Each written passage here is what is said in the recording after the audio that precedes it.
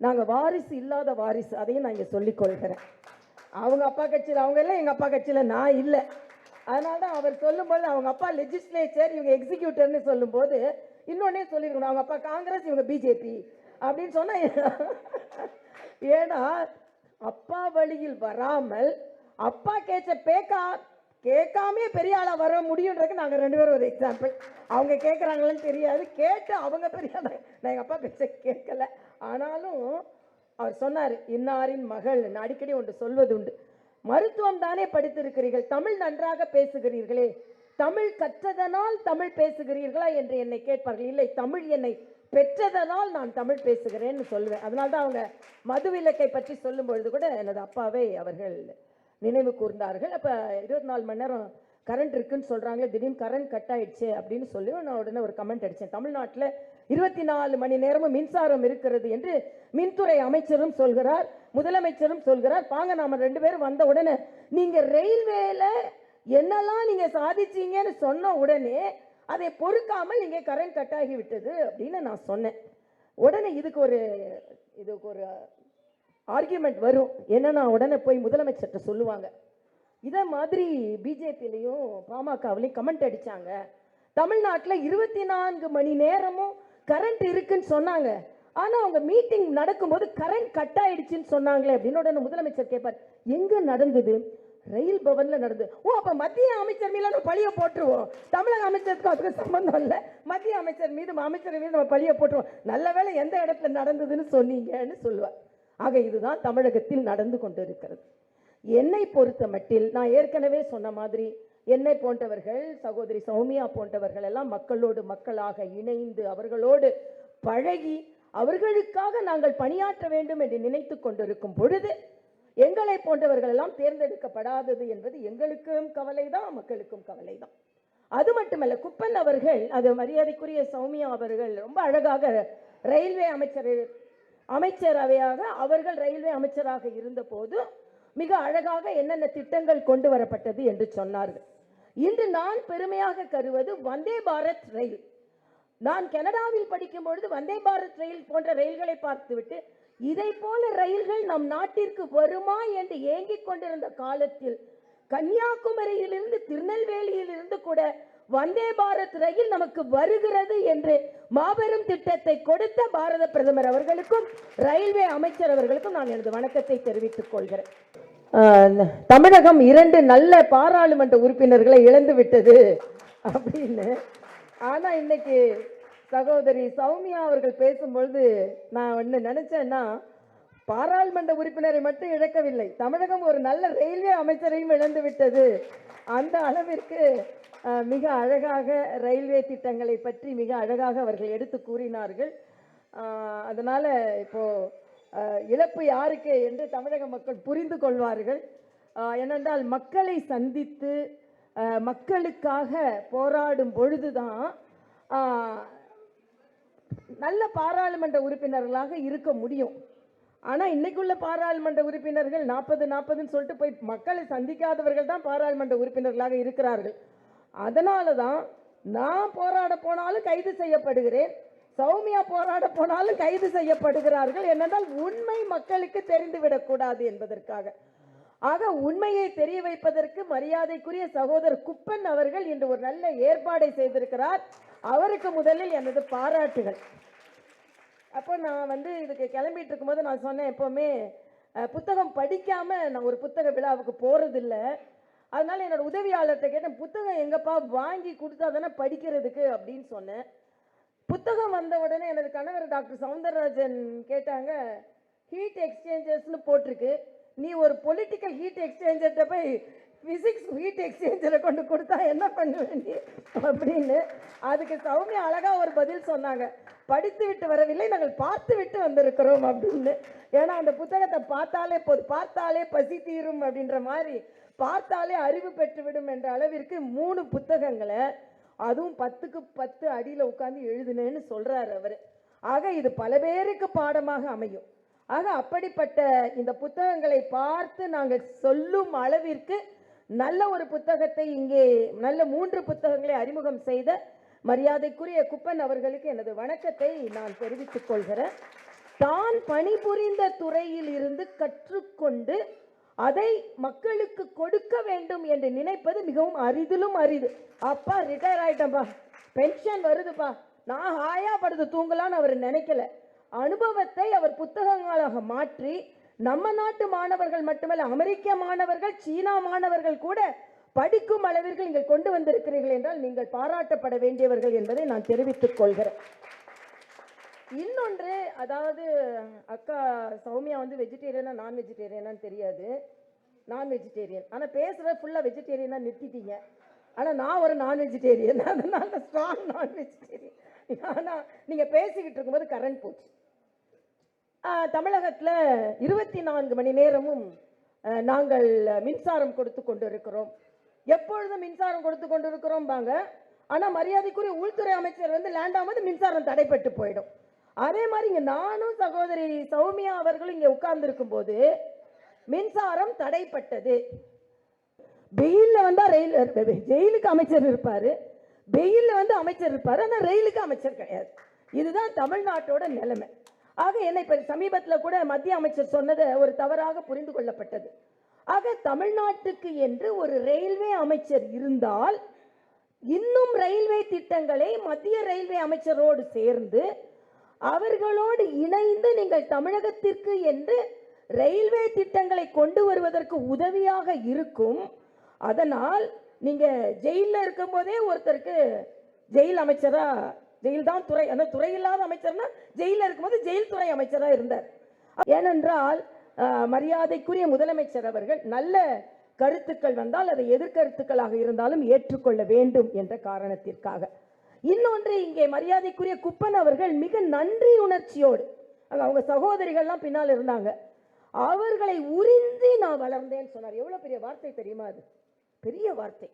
நான் இன்னைக்கு இவ்வளவு இருக்கிறேன்னா என் சகோதரிகள் செய்த தியாகம், அவர்களை உறிஞ்சி நான் வளர்ந்தேன் என்று சொல்லும்போது அந்த சகோதரிகள்லாம் எந்திரித்து கும்பிட்டார்கள். பாருங்கள், இதுதான் நம்ம இந்திய பண்பாடு.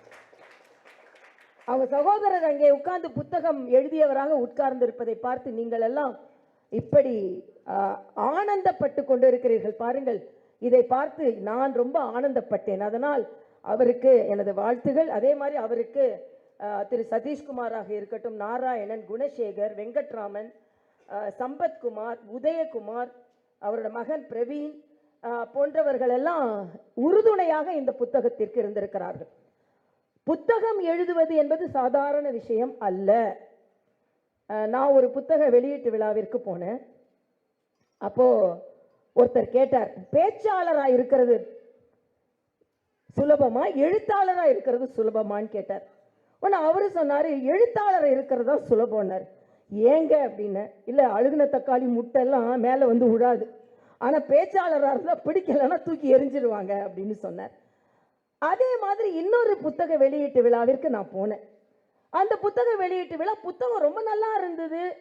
அதனால என்ன சொன்னாங்கன்னா, இந்த புத்தகம் மிக நன்றாக இருக்கிறது. பேசுறவர் சொல்றாரு, வாசகர்கள்லாம் எதிரில் உட்கார்ந்துருக்காங்க.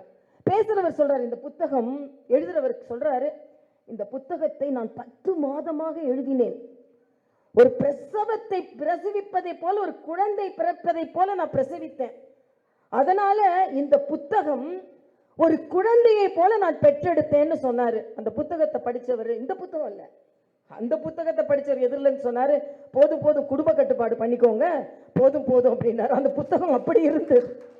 ஆக இங்க உங்களுக்கு குடும்ப கட்டுப்பாடே தேவையில்லை. எத்தனை புத்தக பிள்ளைகளை வேண்டுமானாலும் நீங்கள் பெற்றெடுங்கள். ஏனென்றால் இது உங்களுக்கு இந்தியாவின் பெருமையை மற்ற நாடுகளில் பெற்றுத் தருகிறது என்பது. ரொம்ப கஷ்டங்க எழுத. ஏன்னா நான் எழுத்தாளர் தான், உட்காந்து எழுதுவேன், நைட் எழுதுவேன், அதுக்குள்ளே 15 ஃபோன் வரும். 4 பேஜ் எழுத நினச்சி 2 பேஜ் எழுதோட முடிஞ்சு போயிடும். ஆனால் உட்கார்ந்து புத்தகத்தை எழுதி, அவருக்கு அதுவும் அந்த கேட்ரல் டிராயிங்லாம் போடுறதுலாம் எவ்வளோ கஷ்டம் நமக்கு தெரியும்.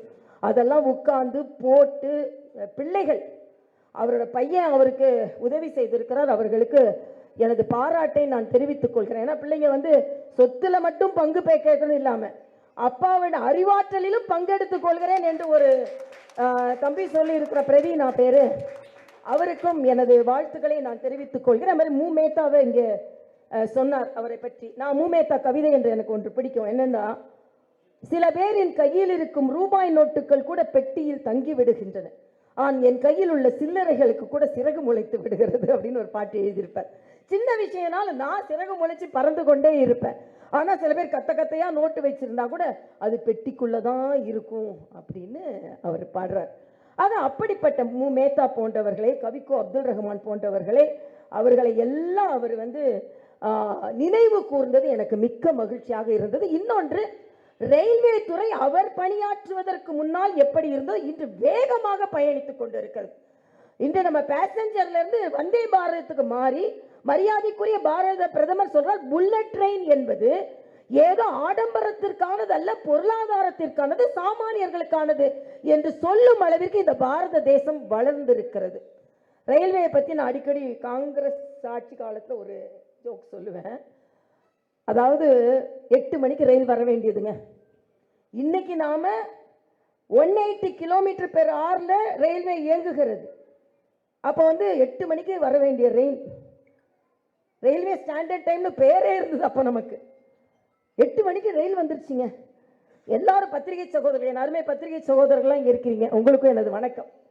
எல்லாரும் ஓடி போறாங்க, பேசஞ்சர்ஸ்லாம் பேர் மாலை போடுறாங்க. ஏங்கன்னா 8 மணிக்கு வர வேண்டிய ட்ரெயின் 8 மணிக்கு வந்துருச்சு. அதுக்காக இல்லைங்க, நேற்று 8 மணிக்கு வர வேண்டிய ட்ரெயினுங்க இது, இன்னைக்கு 8 மணிக்கு வந்திருக்கு. அப்படிதான் இருந்தது ரயில்வே துறை, அப்படித்தான் இருந்தது.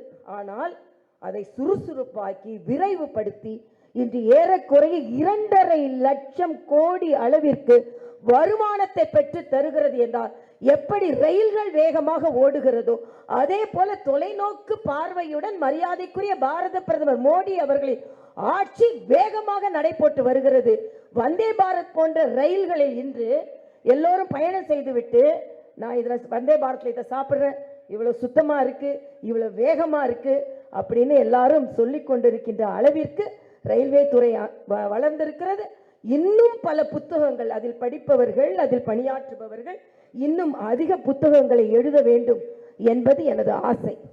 ஒன்றே ஒன்று மட்டும் நான் சொல்லிக் கொள்வது, ஒரு புத்தக வெளியீட்டு விழாவிற்கு, அதுவும் இதை போன்ற ஒரு காலை நேரத்தில் இவ்வளவு பேர் அமர்ந்திருக்கிறீர்கள் பாருங்கள், அதுவே அவருக்கு நீங்கள் எல்லோரும் கொடுக்கும் மரியாதை என்று நான் சொல்றேன். ஆனா அரசியல் கட்சிக்காரங்களுக்கு தெரியும் ஆட்களை வர வைக்கிறது எவ்வளவு கஷ்டம்.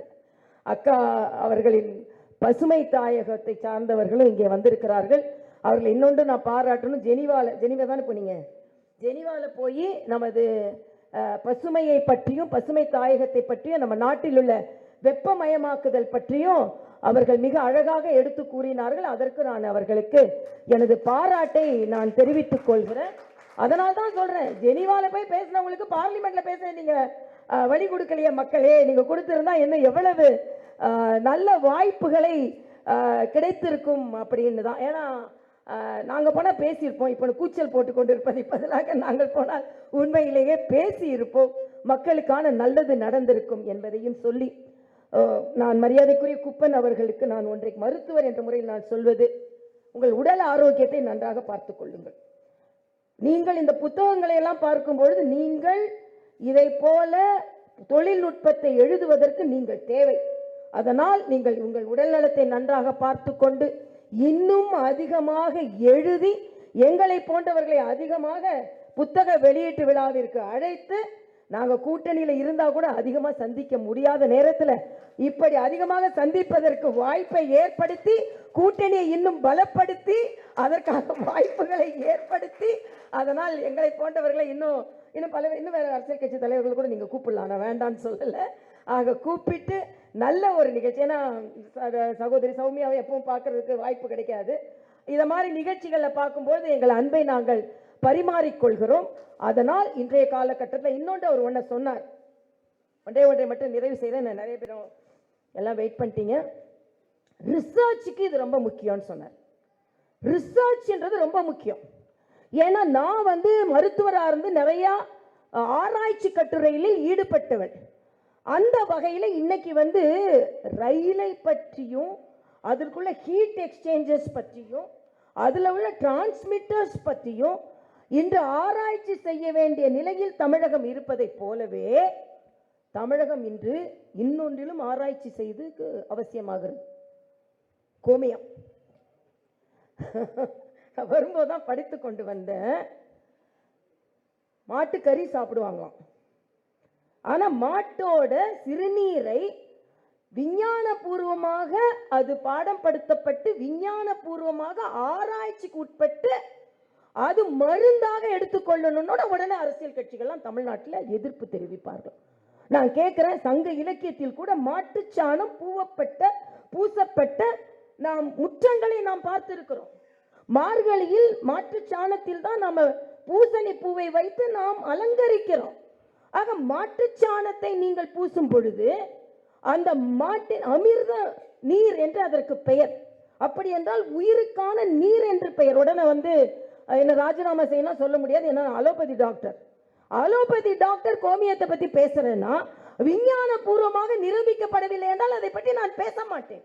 ஆக இவர் ஆராய்ச்சி என்று சொன்ன உடனே எனக்கு அது ஞாபகத்திற்கு வந்தது. அதனால உண்மையிலேயே நல்லதை தமிழகம் எடுத்துக்கொள்ள வேண்டும்.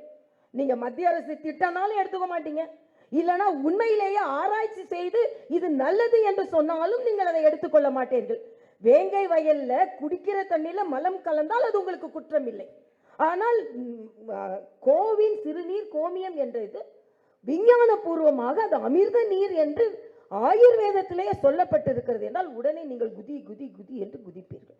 அதனால் இன்று தமிழகத்தில் ரயில்வே திட்டங்களாக இருக்கட்டும், ஹீட் டிரான்ஸ்மிட்டர்ஸாக இருக்கட்டும், என் கோமியம் போன்றவர்களாக இருக்கட்டும், இன்னும் ஆராய்ச்சிகள் செய்து அது நிரூபிக்கப்பட வேண்டும். ஏனென்றால் சயின்ஸுக்கு ஆராய்ச்சி ரொம்ப முக்கியம்.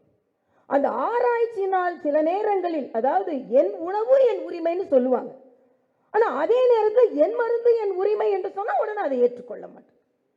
நான் குடிப்பது என் உரிமை. அதாவது இவங்களுக்கு கோமியம் குடிக்கிறதுல பிரச்சனை இல்லை, டாஸ்மாக் குடிக்கிறது குறைஞ்சி போயிடுமோன்னு ஒரு பயம் வேற வந்திருக்கும். அதனால இதை குடிச்சிட்டு அதை குடிக்காம விட்டாங்கன்னா எல்லாம் சரியாயிடுச்சுன்னா என்ன பண்றதுன்னு.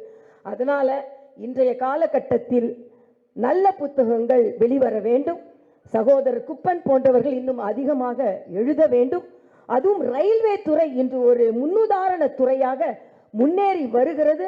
அன்னைக்கு கூட்ஸ் மாதிரி போய்கொண்டிருந்த துறையெல்லாம் இன்று புல்லட் ட்ரெயின் வேகத்தில் மரியாதைக்குரிய மோடி அவர்கள் தலைமையில் வேகமாக ஓடிக்கொண்டிருக்கிறது. அதை மக்கள் நாடிக்கொண்டிருக்கிறார்கள் என்று சொல்லி நல்ல புத்தகத்தை வெளியிட்ட ஒரு மகிழ்வோடு, படிக்க முடியவில்லை என்றாலும் பார்த்த புத்தகத்தை வெளியிட்ட ஒரு மகிழ்வோடு நான் இங்கே இருந்து உங்களிடம் விடை பெறுகிறேன். நன்றி, வணக்கம்.